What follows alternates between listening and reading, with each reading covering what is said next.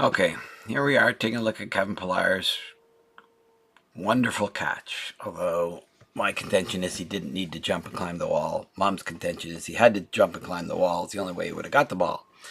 So let's take a look at this. Here he is catching the ball exactly the moment it's going into his glove. Notice his glove is behind or in front of the wall.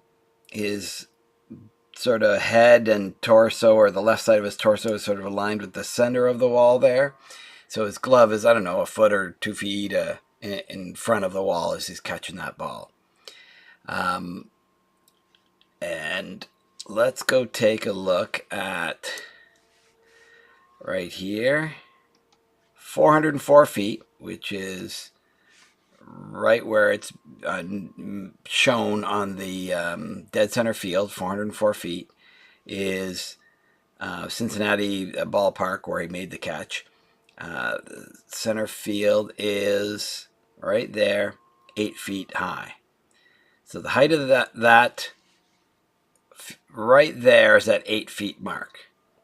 So right now the ball is at, so his body height's, let's say 6 feet. He's probably taller than that, but let's say 6 feet. That's less than half his body height, because the middle of his torso, or even the lower part of his torso, is there. He's bent over on an angle, and he's catching it even sort of below where his head would be if he was vertical there. So let's give that 2.5 feet. I think it's over 2, and I'm sure it's under 3. Yeah, I can't. It's got to be over 2. So let's go 2.5 feet. So right now, that being 8 feet, the ball's at the 10.5 foot mark right here. But it still has forward momentum, and my contention is that ball would land probably about on the top of the fence. Now, that means it might clear the fence by an inch or two, or it might be an inch or two in front, but we're going to see the angle of the ball in a second. There it is. As the ball's coming in, you see it's not a straight parabola from when it gets hit because of wind resistance. The ball's hit, it goes out and starts to lose its forward momentum and start dying, and starts essentially going straight down. It's still on an angle here. So it's going on an angle. It's going to hit his glove like right there in that position, and it would have gone, if we use the trajectory here, would have gone probably to the top of the wall, and maybe I'll give it even maybe going out. It's harder to see here that it would go out just because of the way he catches it in front of him, and that's not so easy to see. Let's go and see it again.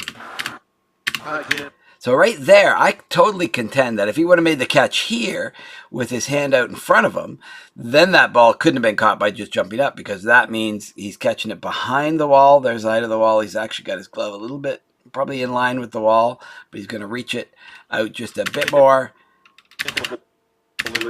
Oh, he's thinking he's going to get it in front. Like, that's a great height. And then he has to readjust right here. So there he is. That's totally uncatchable from the ground, I agree, because it's above and behind the wall now. So, and now he reaches back because he realizes he's overshot it and catches it there. So my contention is that ball would have been very close to the top, meaning if he would have been standing on the ground, jumping up, he would have easily been able to get it into his glove. I don't think I would have. I'm 5'9", reaching my hand above my head. I get another foot and a bit.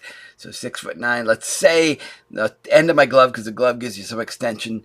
Let's say my glove could be standing at the 7 foot mark. That means if I'm jumping, I can probably jump maybe 1.5 foot in the air at most. Certainly over a foot, probably. Maybe, I don't know, but I could jump in the air. Certainly over a foot.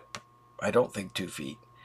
So maybe I would even be able to catch that. If I could do 1.5 feet and that ball's coming very close to the top, I might have been able to get it in my glove. And I'm not an athlete by any stretch, obviously.